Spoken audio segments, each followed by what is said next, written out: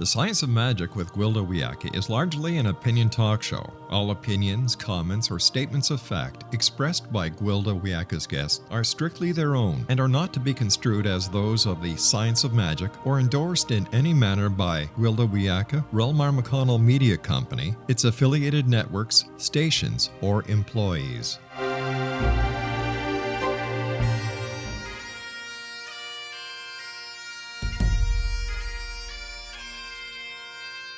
Welcome to the Science of Magic with Gwilda Wiyaka, a program dedicated to uncovering the unified nature of reality and humanity's ever-evolving place as truly galactic beings. For more information on the Science of Magic with Gwilda Wiyaka, visit us online at www.thescienceofmagic.net.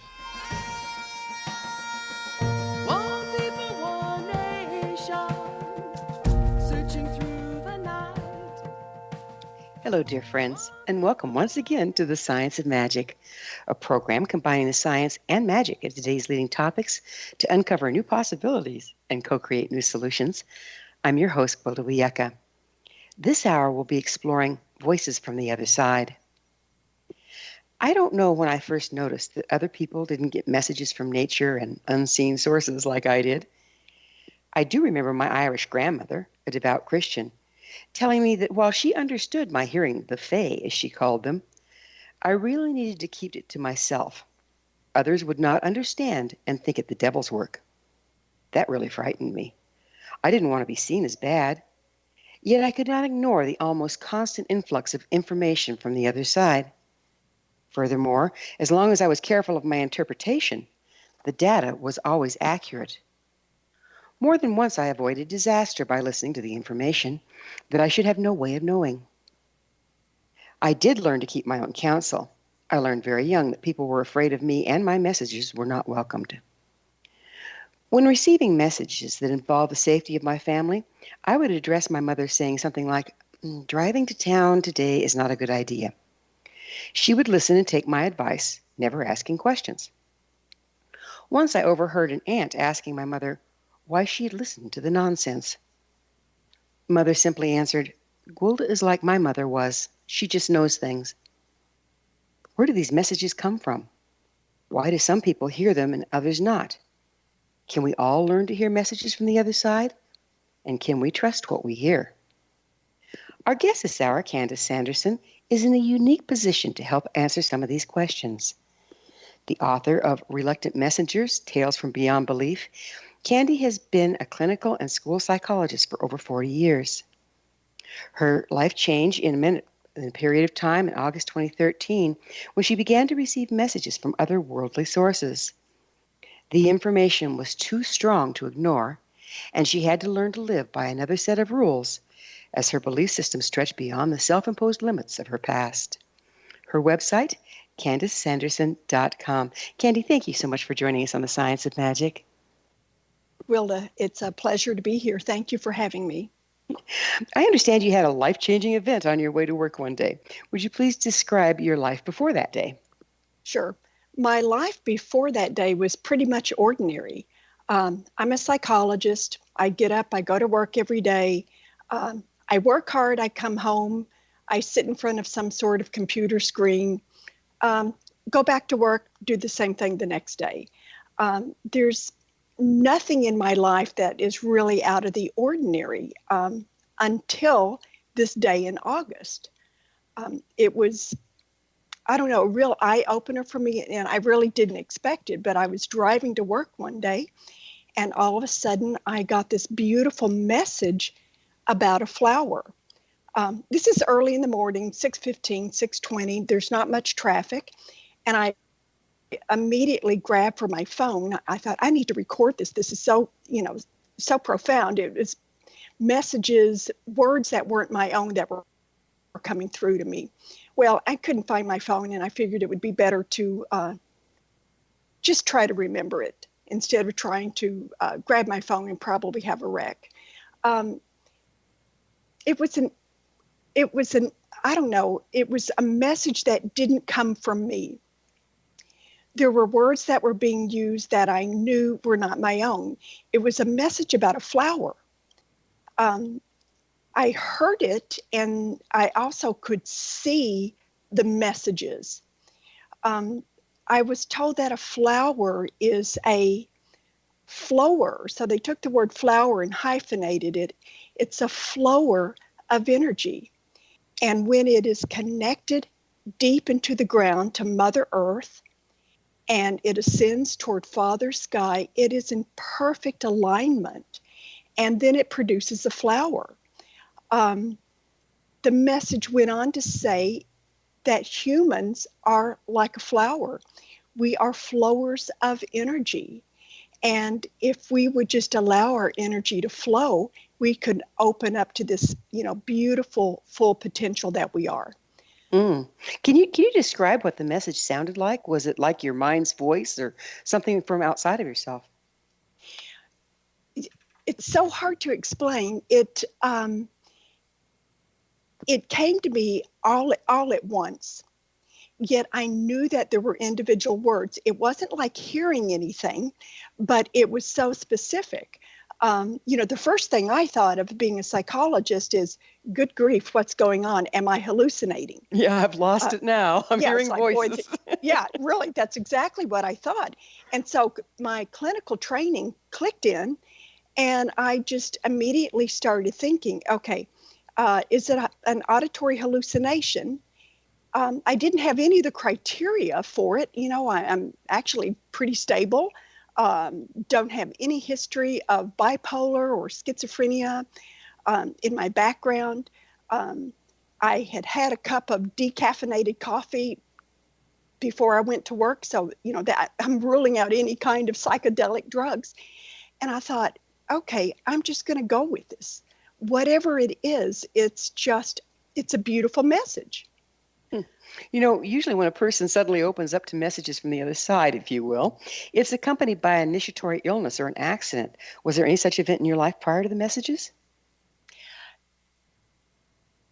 I had just returned a couple weeks before from the Monroe Institute. I don't know if you're familiar with them, but they have a campus in Virginia. Mm-hmm. I had actually attended one of their graduate level programs called Lifeline. And in Lifeline, we were to retrieve what they called were newcomers. So people who had just crossed over, had just dropped their physical form, but they hadn't quite made it to the other side. Now, Gwilda, I actually took this program. I really wasn't that interested in that specific program, but it was a prerequisite for another program I was interested in attending. But that program actually changed my life. The first exercise, we were supposed to retrieve a newcomer, someone who had just passed over. And so we're talking about someone that's left their body but hasn't crossed to the other side. Yes, they have not made it all the way to the other side. Okay. They're just somewhere in between. I, wasn't getting any information, but I do believe in this process. So I just had my iPhone with me. I just turned on record and just started talking. And all of a sudden, I just said this man's name, first and last name. I said Topeka, Kansas. And then I heard another name. It was like a family name, but I knew it wasn't a family name, but it could have been. As soon as the exercise was over, we were all supposed to meet back together. And I Googled this man's name, and I couldn't believe it. There's his name, first and last name, from Topeka, Kansas. There's his obituary. Whoa. And yeah, and as I read his obituary, that other name that I knew wasn't a family name was the facility where he worked before he passed away. Now, what I did not pick up on was that he was a psychologist. And then it made sense to me, with us both being psychologists, that's where the energy connected. But what happened after that week at the Monroe Institute, what had become beliefs no longer were beliefs for me. They became known facts. So there was this tipping point in my life where all of a sudden I realized there is truth with a capital T about this energy that is all around us, energy that we may not be able to recognize with our five senses. So it's pretty mysterious where this energy comes from and why we've ignored it all this time. I think I have two grandchildren. The youngest one is almost 2. And as I've watched them, I realize as infants, they will look at things that no one else can see in the room. They sometimes seem to be communicating with nothing that I can recognize. And as the children develop, they start developing language, and it's like, great, now they can start communicating. But I think what happens, Gwilda, is once we develop language, the center of who we are moves from the heart or the gut to the head. And we start becoming much more analytical in everything that we do. We're going to have to pick up with this on the other side of a short break. Candy and I will return shortly, so don't go away. Remember, our current episodes are internationally broadcast and aired daily through the X-Zone Broadcast Network. Past thought-provoking episodes are always available free of charge on our website, thescienceofmagic.net. This is The Science of Magic with Gwilda Wiyaka on the X-Zone Broadcast Network, www.xzbn.net.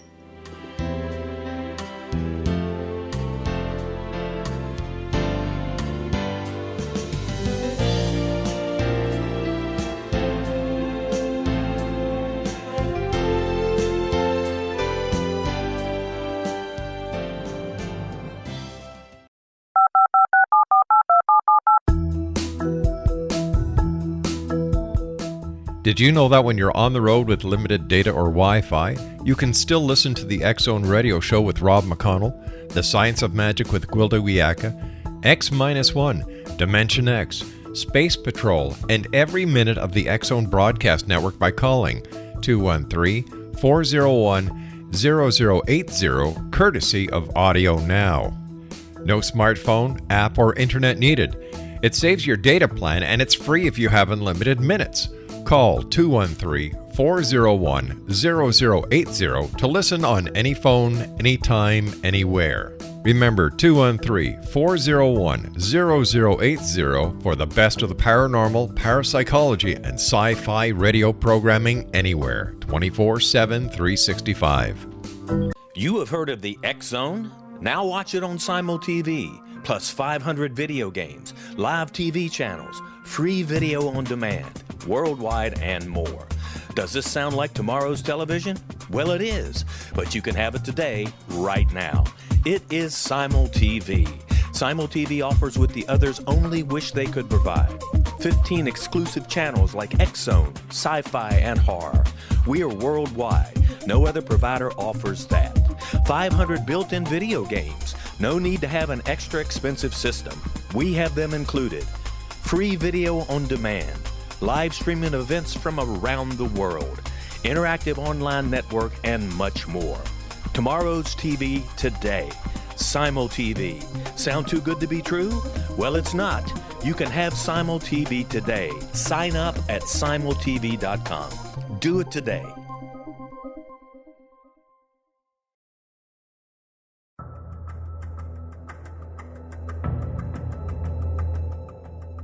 Modern Esoteric, Beyond Our Senses by Brad Olson, consummates the lifeology story about where humanity originates. It is the lost continents, the primitive wisdom, the mythos of creation, and the rethinking of ancient history as we are taught in academia. There is much more to the story than what we have been told. As this is the first book in the Esoteric series, Modern Esoteric starts at the beginning of time and accelerates up to this modern age.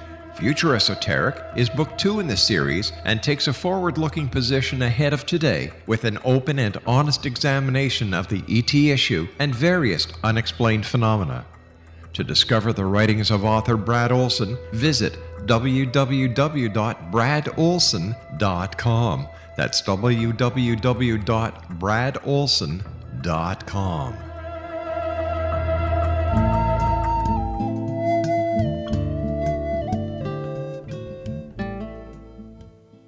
Welcome back. This is the Science of Magic. We're dedicated to unification and evolution of consciousness. I'm your host, Gwilda Wiyaka. Our guest this hour, Candice Sanderson, is the author of The Reluctant Messenger, Tales from Beyond Belief, and has been a clinical and school psychologist for over 40 years. Her website, CandiceSanderson.com.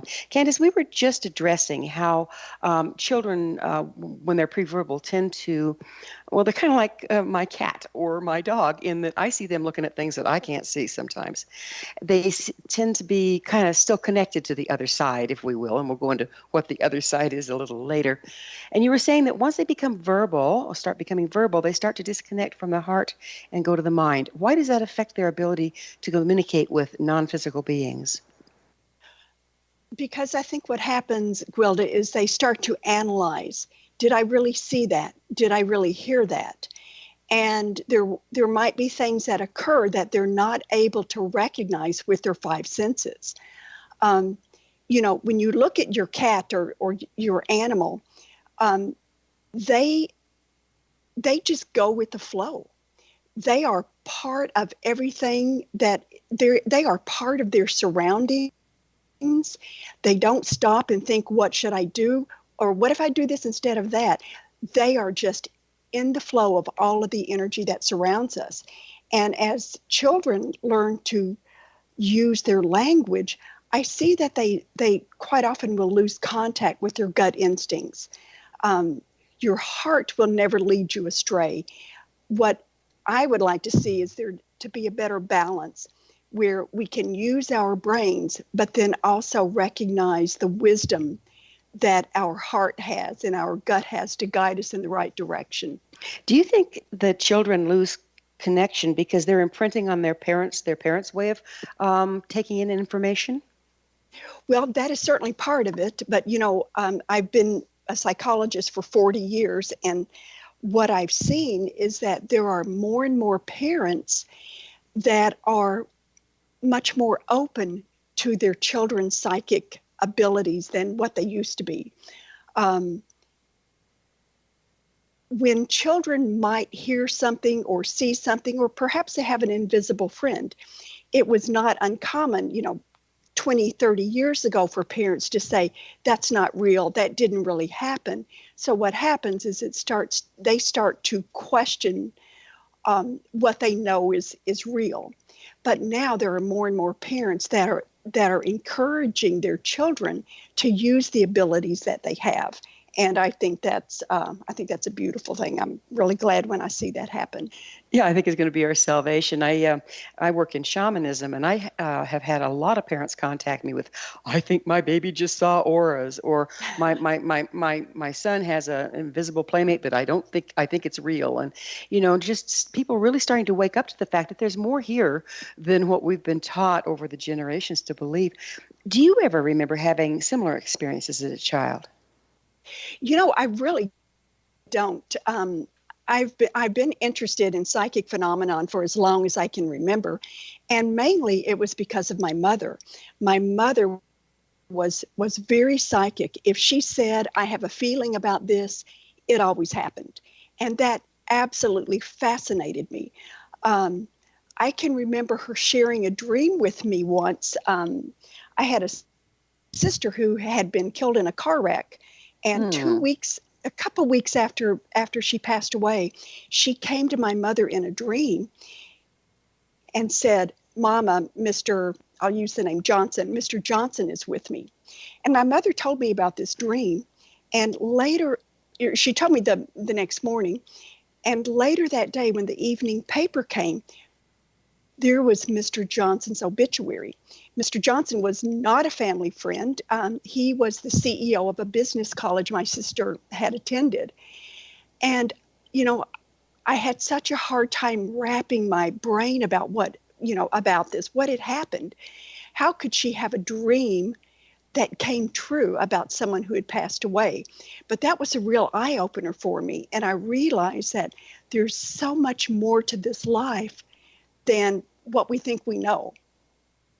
Boy, isn't that the truth? So right. Let's define, what is the other side? Well, Here's a When tough one for you. right, it is. When I first had the message about the flower, um, I was amazed. I thought, what is this? Using language like Father Sky, Mother Earth, those certainly were not terms in my vocabulary. They are now, but they weren't then. When I got to work, I, gathered my belongings, went inside. But right before I got into the door to unlock it, I was like drawn to this beautiful poinciana tree. And for those of you all that don't know what a royal poinciana is, it's different colors. This one was a red one. It has beautiful flowers, almost like orchids. It has like the leaves are almost like a fern. But I had passed by this tree probably 100 times, and all of a sudden I'm called to it, and I am connected to it in some way that I've never been connected before. And I looked at that tree and realized it was every much alive as I was. And then my eyes went straight to this bud, this flower that had not opened yet. And it just made me realize that the message I got was real. I didn't know where it came from, but I knew that I tapped into some kind of like other dimensional space. So where do the messages come from? What is the other dimension? Wilda, I think it's right there with us at all times. It's just allowing, if we can allow ourselves to perceive differently. What do you think about your experience in that class where you were directed to connect with someone that had crossed? What do you think that opened up, and how did it open it up in you? Well, I finally had proof. I believed in a lot of psychic phenomenon, but when I had that first experience with the man from Topeka, Kansas, now you've got to realize this was followed the rest of the week by, I had 7 or 8 retrievals. And when you do the retrieval, they tell you ask for information so that it can be validated. But I was getting first, middle, and last names, cities and states. Hang on just a second. What is a retrieval? A retrieval, when someone has just passed over, and so they've just died, but they've not quite made it to the other side. We were instructed to take those souls, take their spirit, call in our guides or angels, and help lead them to the other side. Oh, okay. What we call this psychopomp work in shamanism, helping the dead to cross. Okay. Yes, that is, you're right. That's psychopomp. And what I realized is there were so many retrievals that I made that were validated that I could no longer doubt the information that I would receive through psychic senses. It just was no longer a belief. It was a known fact. And just knowing that instead of believing it ended up being a tipping point for me.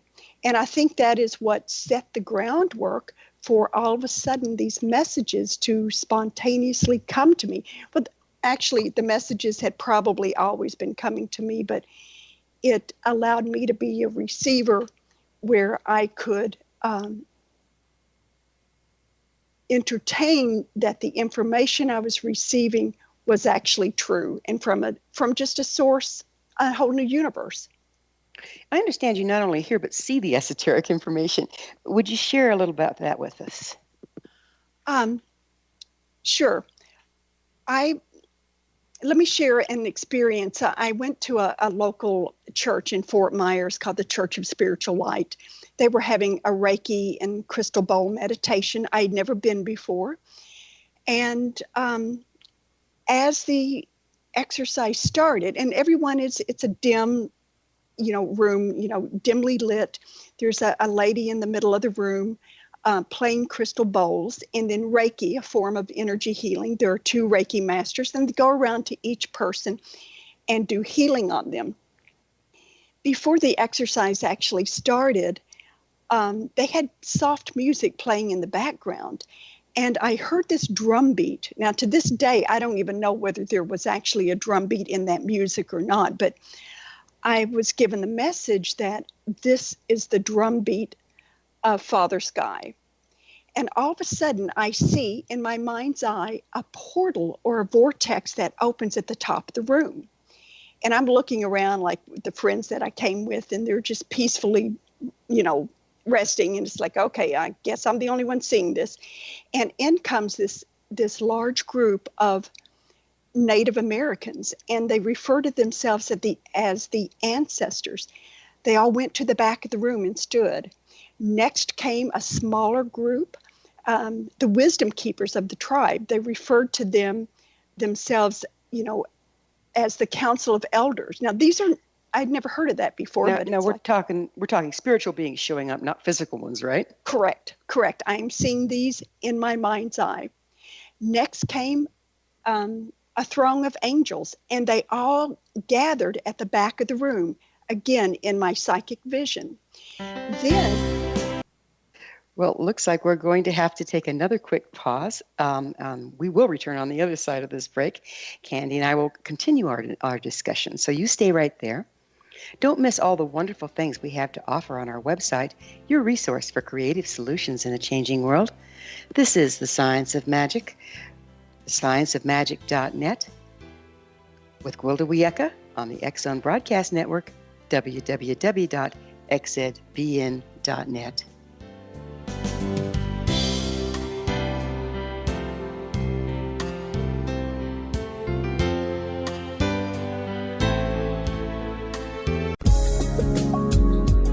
From our broadcast studios in Hamilton, Ontario, Canada, to the world and beyond, you're watching the X-Zone Broadcast Network, www.xzbn.net.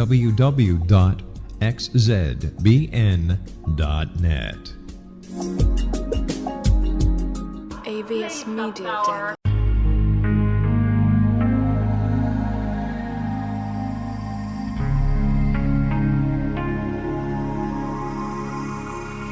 The scientist and the mystic have been on an age-old, relentless search with one thing in common. They seek truth. Their paths converge in the 40,000-year-old practice of shamanism, an ancient science delving to the quantum level of life, facilitating healing, manifestation, and evolution. I'm Gwilda Wiyaka, the founder and director of Path Home Shamanic Arts School, a unique Colorado State certified occupational school, training shamanic practitioners and teachers. We also provide classes for empowering personal lives through shamanism. Our certification classes are in week-long segments enabling international participation, and online classes and long-distance shamanic healing sessions are available. Come discover the science of magic in the limitless world of shamanism. www.findyourpathhome.com.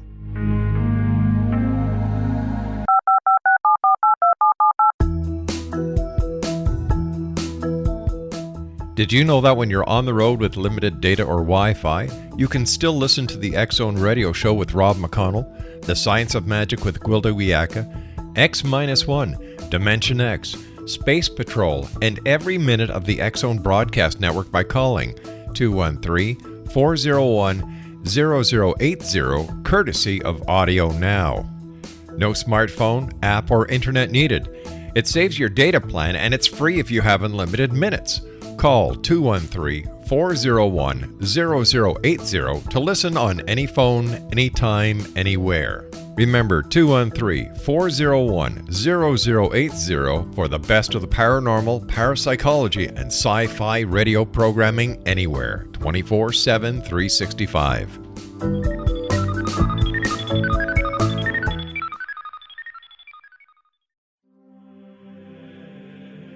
Rob McConnell here, presenting an overview for Nicholas Paul Jennings, author of a fascinating book, Amen. It presents facts revealed by Egyptologists, facts that enable us to understand why Amen is the beginning of creation of God. It provides recommendations for religious leaders of the major religions to unify their beliefs and teach the Word of God. Love one another. Amen informs people how mankind conceived God. It was the Egyptians that developed the concepts of a soul, a hereafter, and Son of God. And finally, after the worship of many gods, they conceived the belief in one universal God, the maker of all there is. For more information, visit www.futureofgodamen.com. That's www.futureofgodamen.com.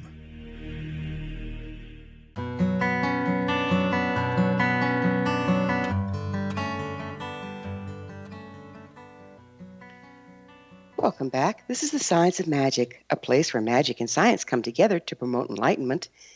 If you enjoy all the wonderful topics on our program, visit my blog where the adventure continues at our website, thescienceofmagic.net. I'm your host, Gwilda Wiyaka, and we're speaking with Candice Sanderson. She's been a clinical and school psychologist for over 40 years and is the author of The Reluctant Messenger, Tales from Beyond Belief. Her website, CandiceSanderson.com. Candy, we had to break for a commercial when you were just getting into the Crystal Bowl episode that you were in, and all of a sudden native elders started showing up. Would you mind continuing? I would love to. I was in the middle of having this, actually, it was a pretty unusual experience, but while I'm at this place, I'm at the Church of Spiritual Light, which is a church very close to me in Fort Myers, Florida.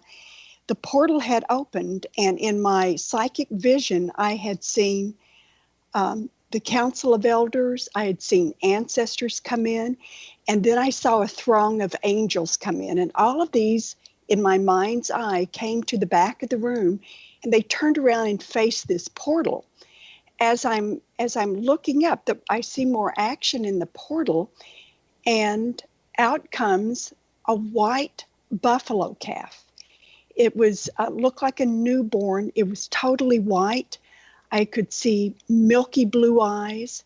There were tinges of pink around his eyelids and around, his ears. And I was so surprised to see this. I don't know what I had expected, but certainly it wasn't this. I then saw more action, and out comes from this portal, from this vortex, a beautiful Native American woman.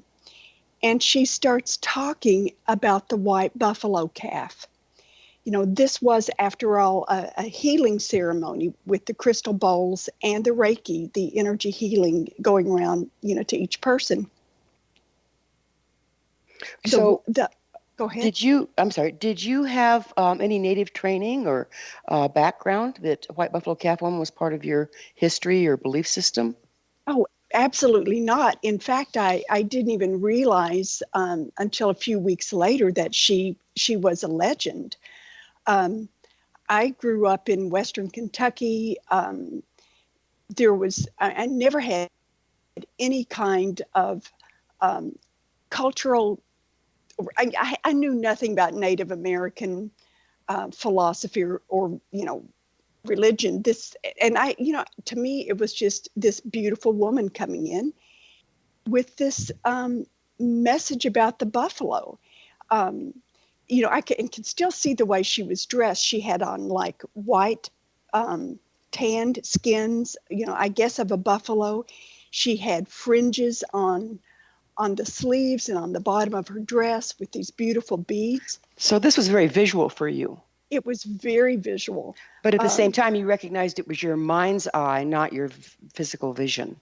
Right. I knew it wasn't possible for this to actually happen in third dimension, but it was so visual. She then started talking about the white buffalo calf. And she said, this is how we needed to be in order to accept healing, that we needed to be open like a child, had the innocence of a child, but the purity of the white buffalo. And as we open our hearts to this kind of setting, then we would allow healing to take place. So what kind of healing do you suppose she was talking about? I mean, were you ill at the time? Why'd you go to this thing? Well, I actually went to it because a friend of mine had gone, and he said it was just very powerful having both Reiki and crystal bowls at the same time. And I'd never experienced that before. I'd been to crystal bowl ceremonies before and Reiki, but never both at the same time. And I thought, why not? Let's just try it. And it was just such an amazing experience. But So was the when you went, were you expecting a healing of some sort? Was that your motivation, or just to see what was going on, or what? it was probably curiosity more than anything. I'm healthy. I don't have any kind of real health concerns that I'm aware of. Um, it just was a place to go to a new place to experience whatever it was they offered. Um, So what'd you make of her then suddenly talking about healing? well, I mean, if that wasn't your because motivation. no, the purpose of the ceremony actually was to provide healing for everyone. I didn't have any specific issues myself that needed healing that I was aware of, but I know that when you do energy healing, you're working on the energy body, and this is where a lot of preventative help can come in. There may be something within my energy field that has not yet manifested as a problem. So this is a way to kind of preempt that and hopefully prevent any kind of disease or illness that might occur. Okay, so her message seemed kind of general to the group, maybe, Yes, that's the way I took it. but no one else saw her. No, no. The biggest surprise came was, when the ceremony was over, the reverend at the church asked if anyone wanted to share. And I had not been to this place before. I was furiously writing down my notes so I wouldn't, forget what was going on. And I thought, I might as well share what I saw, because to me it was remarkable. And her mouth dropped open and her eyes got large. And she asked me if I had ever been to the Church of Spiritual Light before. And I told her no. And she asked me if I was aware that the church was built on the foundations of the medicine wheel. And I certainly did not know that. I don't even know what that means. Was it a Native American church? Not that I knew of. It was a church that they say that there are all denominations and all faiths. Okay, so it's a multi-denominational white person's church based on Native principles. Apparently, but I certainly didn't know about the Native principles. So when she asked me about the foundation being based on the foundation of the medicine wheel, no, certainly I didn't. And then she asked me if I knew that they had a John of God crystal bed. And Stop a minute. What is that? Okay. Well, that's what I said. No, I didn't. And she explained to me that John of God is a healer from Brazil. And a lot of people go to him. I do remember that he was on Oprah Winfrey years ago. And as part of his healing, he brings in entities that he apparently channels. And these entities help many people heal. And one of the things that he may recommend after a healing, that people use what he calls is a crystal bath. But there is a bed that consists of 7 lights and crystals that are the different colors that line up with the chakras, the energy bodies of the energy centers of the body. Okay. And this church has a John of God bed, which I did not know that. But what Reverend Bledsoe also told me was that the John of God bed is a portal. It opens up energies from the healers from John of God in Brazil to come into the person using the bed. So that made sense. It's like, was that the portal that I saw open? So really, all of this was an internal thing going on because you were in the frequency of the crystal bed, because you were in the frequency of a church built on the medicine wheel, because you were in the frequency of people seeking healing. You opened up to the information that related to that. Could that possibly be what was going on? I think that's exactly what was going on. But as I walked in, the room was dimly lit. I couldn't see anything that would suggest that it had a Native American flavor to it. I didn't know they had a John of God bed. That was in the other room. And then Reverend Bledsoe asked me if I knew that to one side of the bed, which of course I wouldn't know, was a picture of white buffalo calf woman. I had no idea who that was. I did realize she must have thought that was the Native American woman I saw that came in right after the white buffalo calf. Wow, fascinating. So, one thing that comes to me, and of course we're going to have to pick up on the other side of a commercial break to dive into it. But one thing that occurs to me is, shaman that work with visions have been trained for generations to interpret them and to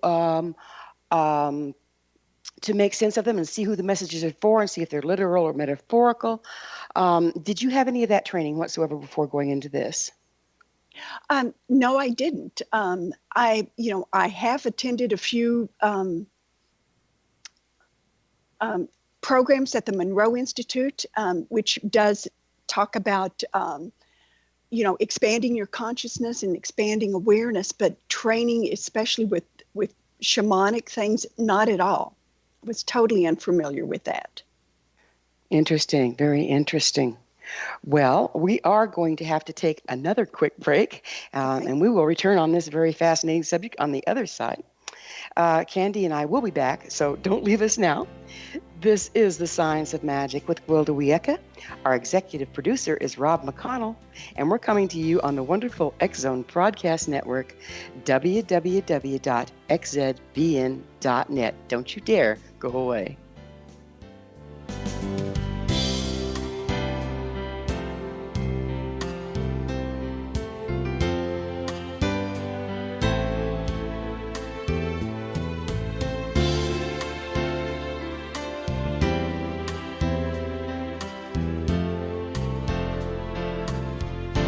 You have heard of the X-Zone? Now watch it on Simul TV, plus 500 video games, live TV channels, free video on demand, worldwide, and more. Does this sound like tomorrow's television? Well, it is, but you can have it today, right now. It is Simul TV. Simul TV offers what the others only wish they could provide. 15 exclusive channels like X-Zone, sci-fi, and horror. We are worldwide. No other provider offers that. 500 built-in video games. No need to have an extra expensive system. We have them included. Free video on demand. Live streaming events from around the world. Interactive online network, and much more. Tomorrow's TV today. Simul TV. Sound too good to be true? Well, it's not. You can have Simul TV today. Sign up at simultv.com. Do it today. The new nonfiction book, Razor of Madness, is similar to cult movies like Clockwork Orange, Dragon's Tattoo, or The Other Side of Hell. Wayne Morin Jr. and Thomas Lee Howell expose widespread and systematic deficiencies in this thought-provoking tell-all novel. Mind control rages among scholars in law schools. Human rights are ignored while thought reform and mental manipulation are accepted practices used as behavior modification. Dr. Louis Jolyon West comes to mind. Media and public scrutiny shows that United States mental hospitals are in fact destructive murder industries. Razor of Madness expose novel details this epidemic through an in-depth professional and personal investigation. For decades, there has been a revolving door policy that still releases killers and pedophiles back into society. The maestro of mind control continues to haunt America to this very day. Razor of Madness is available in paperback or as a downloadable ebook at Amazon.com. I'm William S. Peckham. If you enjoy a good mystery with a touch of the paranormal, then you'll love my novel, From Out of the Woodwork. It's the story of a young Toronto contractor, Sean Kennedy, who buys derelict homes, guts them, and turns them into multifamily dwellings. Slums just waiting to happen. When Sean buys 29 Livery Lane, the house fights back. Former owners unexpectedly come out of the woodwork as he starts the destruction. The apparitions come to him when he touches old books, reads hidden letters, rummages through old boxes, finds a locket, or reads a discovered manuscript of a murder mystery. From Out of the Woodwork will take you from 1899 to the horror of the World Trade Center, September 11, 2001. Check out From Out of the Woodwork on my website, www.williamspeckham.com.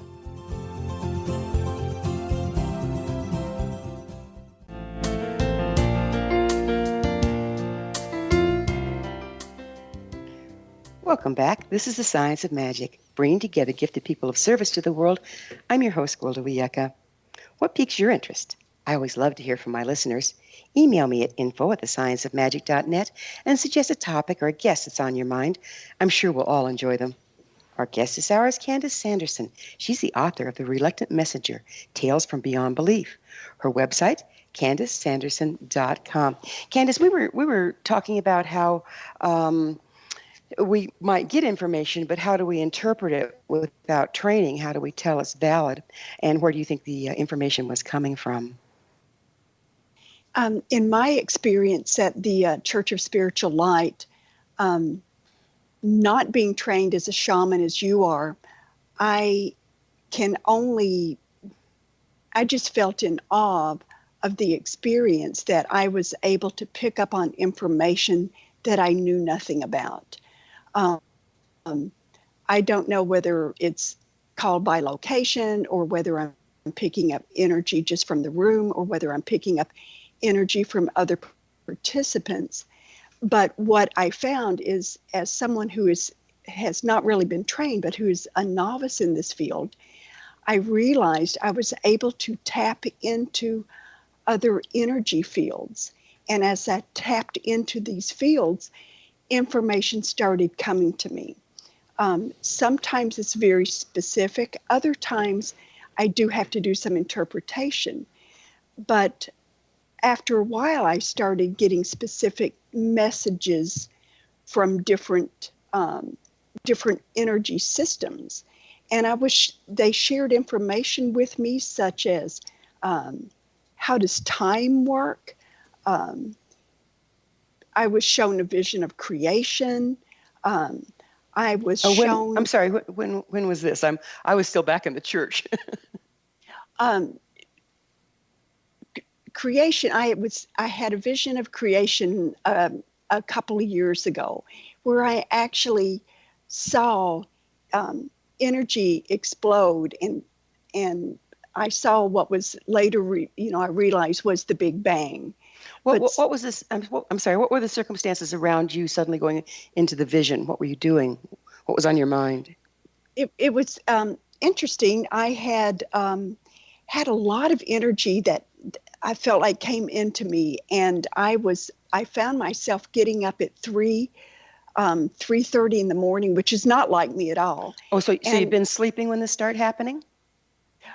Right. I normally don't get up till 5:30 or 6 each morning. So I was finding myself for about a week having so much energy that I was getting up at 3:30 in the morning, and I would start walking or sometimes running in the neighborhood, which is pretty unusual for me.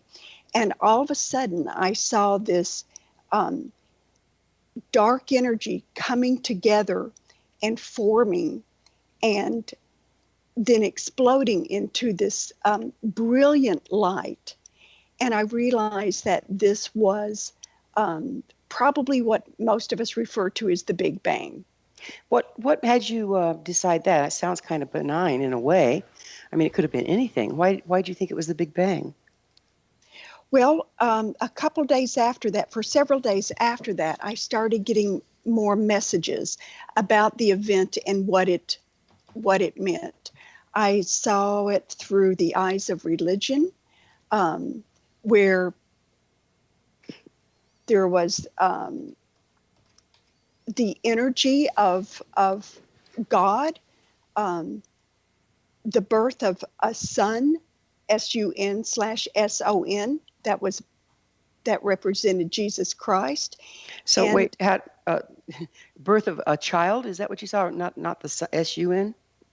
When I saw the energy that exploded into a sun, SUN, the birth of a star, a sun, I then was given an overlay of what I had seen in my mind's eye that first day when I was up early in the morning running.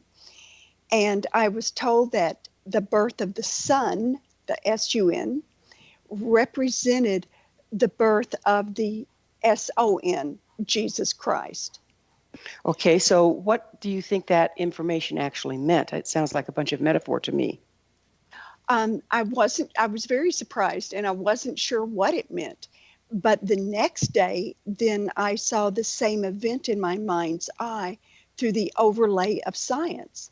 And I was given information about black holes and singularities, gravity wells, and how stars were formed. And this was information I knew nothing about. So you didn't have any scientific background with that either? Just like you didn't have any religious background with the Native American way? Correct. So how do you know what you're looking at is scientific, and how do you interpret it?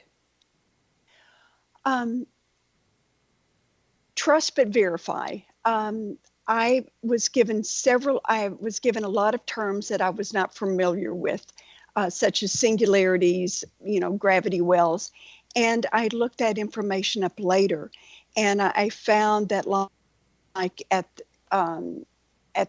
that there's a singularity that occurs at the bottom of a black hole. And, this, I didn't know that before. But all of this kind of combined, I was very confused about why I was getting this information. Yeah, I can imagine. Mm-hmm. And right at the very end of this event, which took almost a week, it was in October, I was told that I was an instrument of the word, and that I was given different overlays of this event from different perspectives because I needed to reach a wider audience. There's part of the audience that might have a religious background, part of the audience may have a scientific background. And being an instrument of the word, I was given more information so that I would have a broader base or broader knowledge.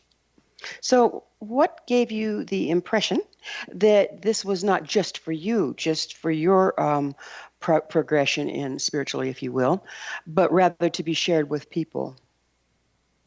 I think when I was told I was an instrument of the word is what made me realize that maybe I needed to get my information out to other people.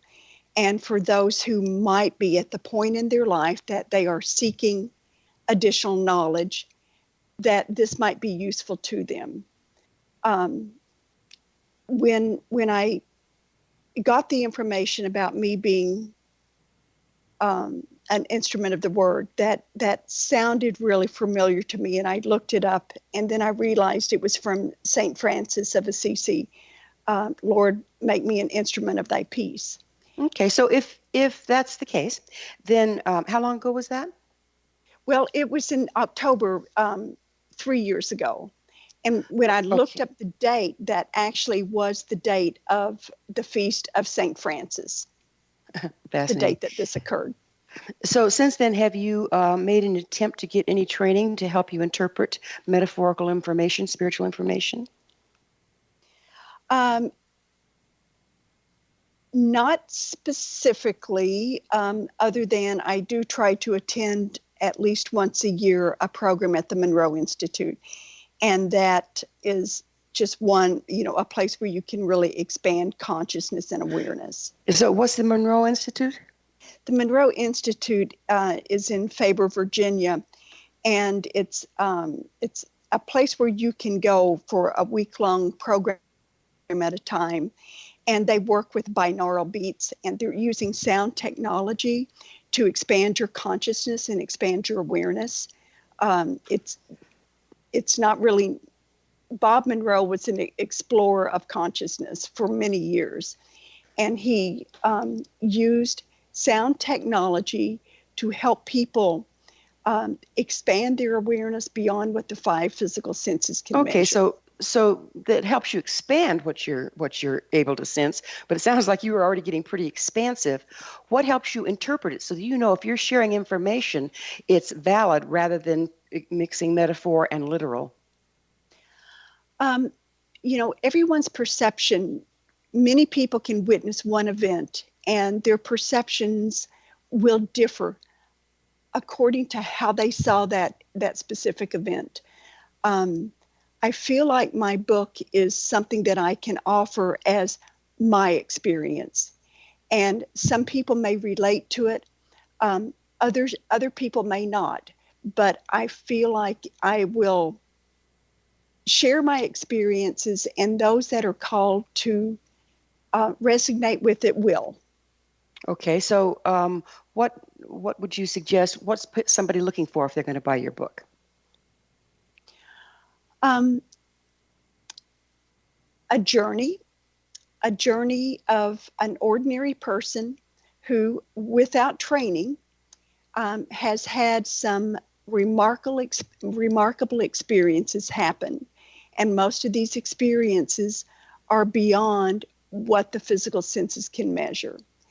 There is a whole new world that surrounds us that so often we don't tap into because we restrict ourselves to what our 5 physical senses can measure. Unfortunately, Candice, time does fly, and now we're out of it. Thank you so much for coming on the show. Our guest this hour has been Candice Sanderson. She has been a clinical and school psychologist for over 40 years and is the author of The Reluctant Messenger, Tales from Beyond Belief. Her website, CandiceSanderson.com. Remember to join our email family to stay abreast of all the exciting new things we have coming up at thescienceofmagic.net. This has been The Science of Magic with Gwilda Wiyaka on the X-Zone Broadcast Network, www.xzbn.net. Until next time, dear ones, may you be blessed with knowledge and comforted with love as you find your own messages from the other side.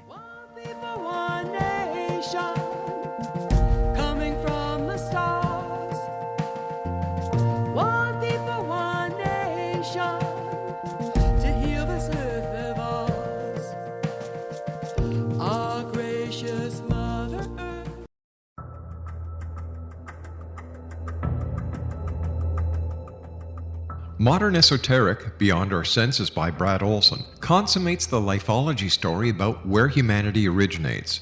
It is the lost continents, the primitive wisdom, the mythos of creation, and the rethinking of ancient history as we are taught in academia. There is much more to the story than what we have been told. As this is the first book in the Esoteric series, Modern Esoteric starts at the beginning of time and accelerates up to this modern age. Future Esoteric is book 2 in the series and takes a forward-looking position ahead of today with an open and honest examination of the ET issue and various unexplained phenomena. To discover the writings of author Brad Olson, visit www.bradolson.com. That's www.bradolson.com.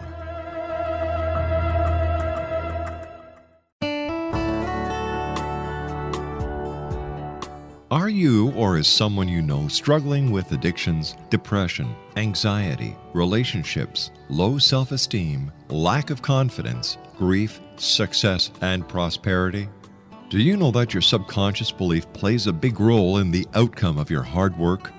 We can help you permanently change the beliefs that may be the reason for your struggles and failures. We care about getting you the return on your investment and the results you are looking for.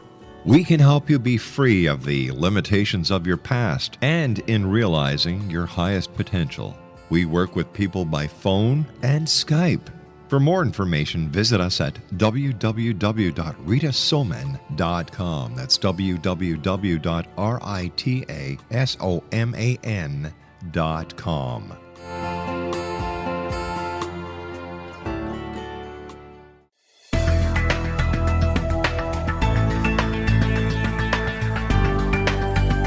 Do you think you have energy problems in your home? Do you feel better when you're away than when you're home?